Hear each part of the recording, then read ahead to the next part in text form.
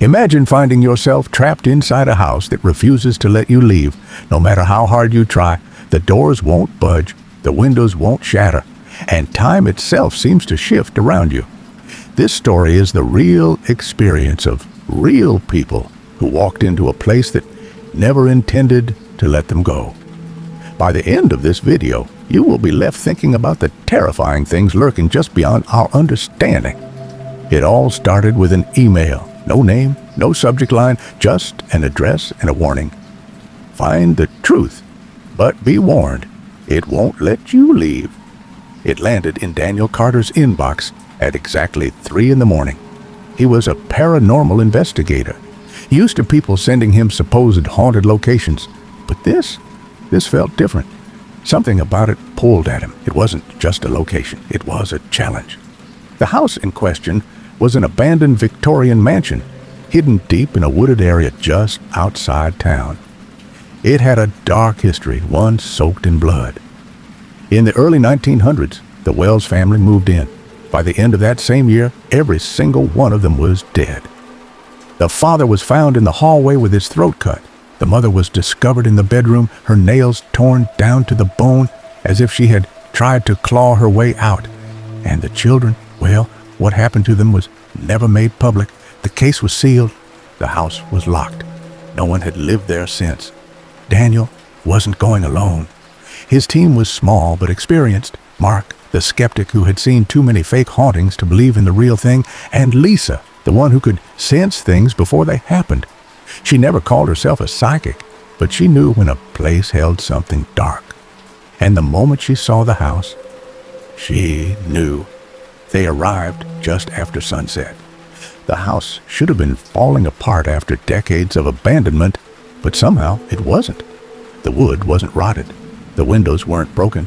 The front porch creaked under their weight, but not from weakness. It almost sounded like it was reacting to them, like it knew they were there. Lisa stopped before they even reached the door. Her breath hitched. She turned to Daniel, her voice barely above a whisper. "Someone's watching us, but from inside." Mark scoffed, shaking his head.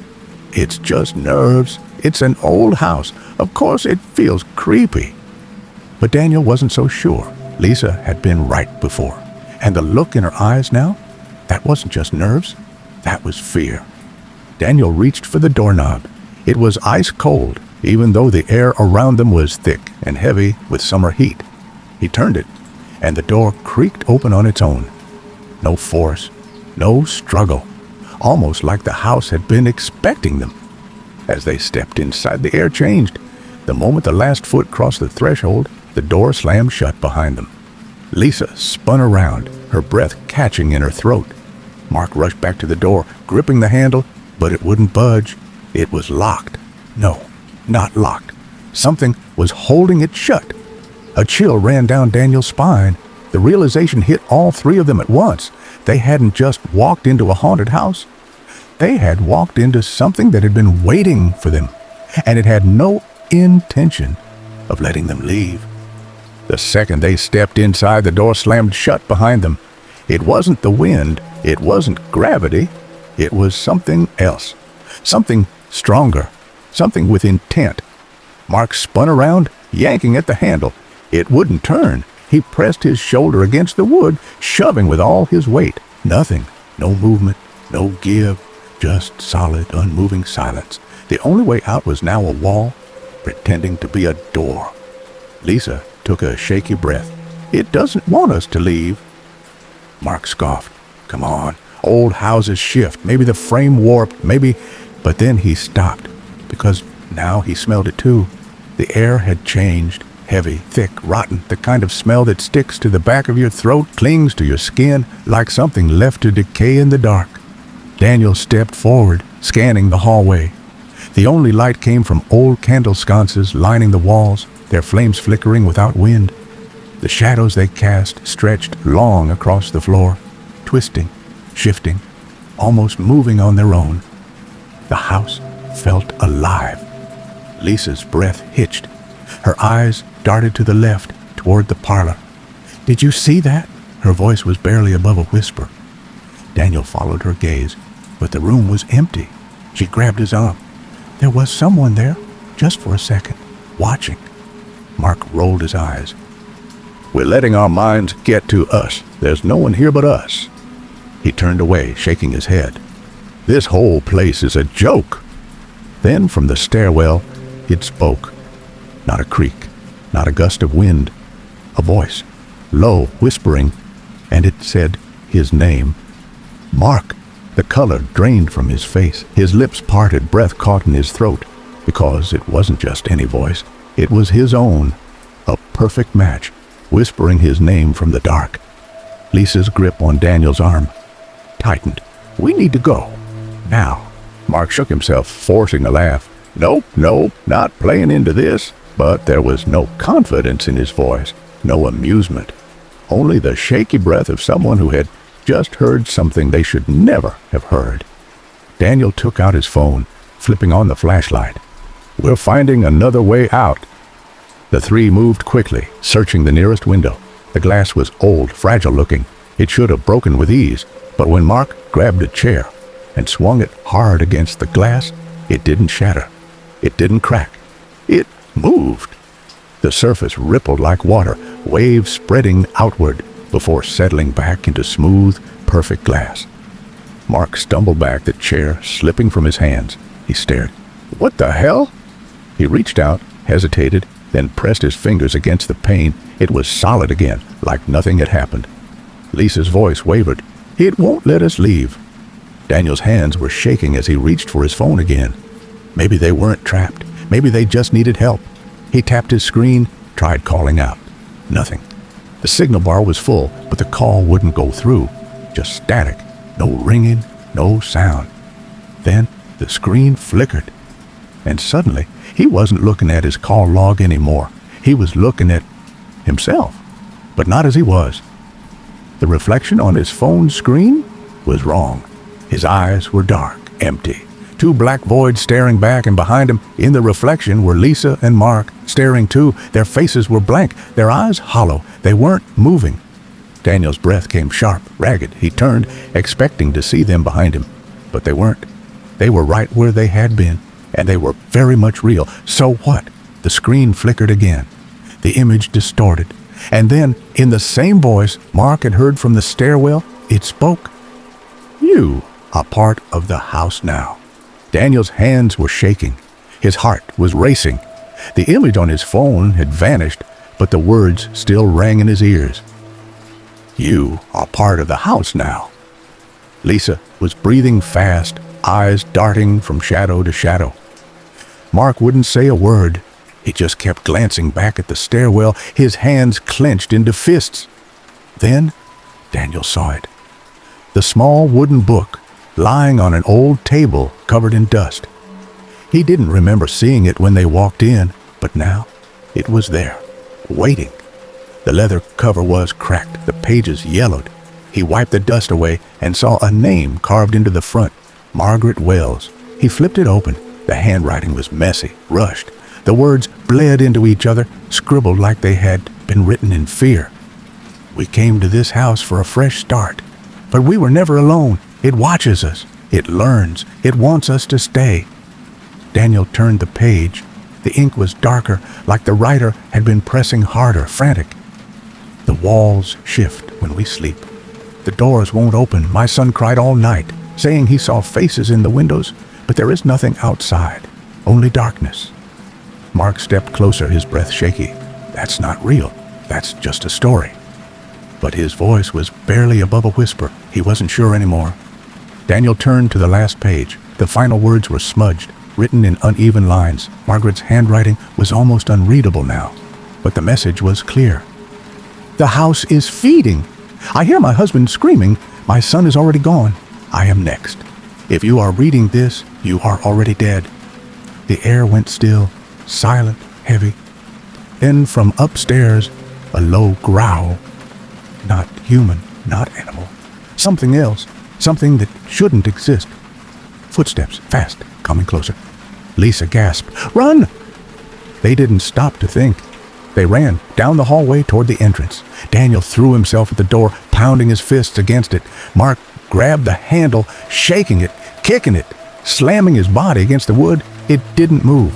The air around them changed. The walls stretched, shifted. The hallway behind them was getting longer, pulling away, the candlelight dimming into darkness. Lisa clutched her head, stumbling backward. "It's inside my head. It's—" Her words broke into a sob, her fingers digging into her scalp. Her eyes rolled back, her body went stiff. Then she spoke. But it wasn't Lisa's voice. "You are part of the house now." Daniel froze. His stomach dropped. Lisa's head snapped toward him, her face twisted in something that wasn't hers anymore. Her lips curled into a grin, but her eyes were empty. Then, without warning, something yanked her backward. An unseen force. Hands that weren't there. Lisa's body jerked violently, dragged down the hallway, her fingers clawing at the floor, her screams echoing through the house. Then, silence. Mark backed away from the door, his face pale. "This isn't happening." But it was, and now there were only two of them left. Daniel and Mark ran. Their footsteps echoed, bouncing off the walls in ways that didn't make sense. They turned the corner, breathless, searching for Lisa, but she was gone. No trace of her, except for her shoes, sitting neatly in the center of the hallway, as if she had stepped out of them, as if something had taken her. And the blood, a thick, dark pool just beside the shoes, glistening under the candlelight. But as they watched, it faded, not dried, not smeared, just gone, like the house had swallowed it whole. Mark's breath came in gasps. His hands trembled. "We need to get out of here. We need to—" The hallway stretched. The door they had come from was gone. The floor beneath them shifted, tilting slightly, just enough to make them stumble. The walls groaned, twisting, stretching higher, bending in ways no house should bend. The stairs ahead of them led up, then down, then back up again. They took a step toward them, and suddenly they were standing where they had started. A whisper ran through the air. Not one voice, not two, many, crying, begging, some whispering for help, others telling them to leave, some laughing. Daniel's chest tightened. "This isn't real. This isn't—" They turned and found a door slightly open. The flickering candlelight barely reached inside. A mirror stood against the far wall, cracked down the middle. Daniel and Mark stepped closer and froze. The reflection wasn't right. It showed them standing, side by side. But something was wrong. Their faces were pale, their eyes hollow, and their throats cut, gaping, deep, jagged. The wounds were fresh, dark. Their bodies in the reflection stood unnaturally still, and then they smiled. Mark cursed under his breath, stepping back. No. He turned, ready to run, but before he could take another step, the floor beneath him disappeared. 1 second, he was there. The next, he was falling. No sound, no scream, just gone. Daniel staggered forward, reaching for where Mark had just been, but there was nothing, just emptiness. Just a hole that seemed to go on forever, and then just as suddenly, the floor was back, solid, as if it had never moved, as if Mark had never been there at all. Daniel stood alone, his breath hitched, his hands shook, his mind screamed at him to wake up, to find a way out. Then a voice, small, fragile, a child. "It lets one go. Choose." The walls shuddered, pulsed, like something alive, like something breathing. At the end of the hallway, a door creaked open, waiting. Daniel didn't think. He didn't hesitate. He ran. The door at the end of the hall was open. It was the only thing that made sense, the only thing that felt real. His feet pounded against the floor, the walls stretching, twisting, pulsing, like something alive. Behind him, the voices rose. Mark, Lisa, screaming his name, pleading. "Don't leave us." Lisa's voice cracked, full of terror. "Please, Daniel, please." Mark was shouting, his voice raw, desperate. "It's not real. Don't let it win. Don't—" Daniel didn't stop. He couldn't. His body was moving on its own, pushing toward the open door, toward the only thing that felt like an escape.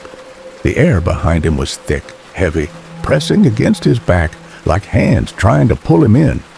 But he didn't turn around. He didn't look back. He reached the door, threw himself through it. fell forward and landed face first onto cold, damp grass. The silence hit him like a slap. No screams, no whispers, no walls closing in. Just open air, just wind, just nothing. Daniel rolled onto his back, gasping for breath. His clothes were torn, his hands scraped raw, his body shaking from exhaustion and fear. He sat up, heart pounding, and turned to look behind him. The house was gone. Not ruined, not burned, just gone, like it had never been there at all. The field stretched out before him, empty, untouched. The sky above was dull and gray, the road in the distance barely visible through the mist. Daniel stumbled to his feet. His mind was screaming at him. He had to go back. He had to find them. But there was nothing to go back to. No door, no house, no Mark, no Lisa. He wandered, staggered onto the road, his vision blurring, his breath uneven. That's where they found him. A passing driver, the police. They asked him questions. Where he had come from, why he was covered in dirt and scratches. He told them about the house, gave them the address, begged them to go look. They did. And when they came back, they told him what he already knew, but couldn't believe. There was nothing there, only an empty field. Daniel didn't answer them after that. He didn't speak. He let them take him home, but his mind wasn't with them. It was still inside that house, trapped with them. Later, when he finally found the strength, he checked his camera. His hands shook as he clicked through the footage. His heart pounded. He needed proof. He needed to see them, see Mark, see Lisa, see that he hadn't imagined it all. The video played. The sound of his own breath, his own footsteps. The moment he stepped inside. But something was wrong. He was alone. There was no Mark, no Lisa, no voices behind him, no laughter, no fear. No one else had entered that house but him. He clicked through the files, his pulse hammering in his ears. The pictures, the videos, every frame. Nothing, no trace of them, as if they had never existed at all. Then his phone buzzed. A message. No number, no name, just words, cold and final. You left them behind. You will always hear their screams. Daniel dropped the phone. His stomach turned. His vision swam. He pressed his hands to his ears. But it didn't help, because the moment he read those words, he heard them. Lisa, Mark, screaming, begging, still trapped, still waiting. Days passed, maybe weeks. He didn't sleep. He didn't leave his apartment. He barely moved. He kept the lights on, kept the curtains closed, but nothing helped. He still heard them, in the walls, in the air, in his head. One night, as he sat in the dark, staring at his screen, unable to look away, his eyes flickered to the window. The glass was black, reflecting only the dim light from his laptop. He couldn't see the outside, only his own reflection, and the two figures standing behind him, watching, waiting.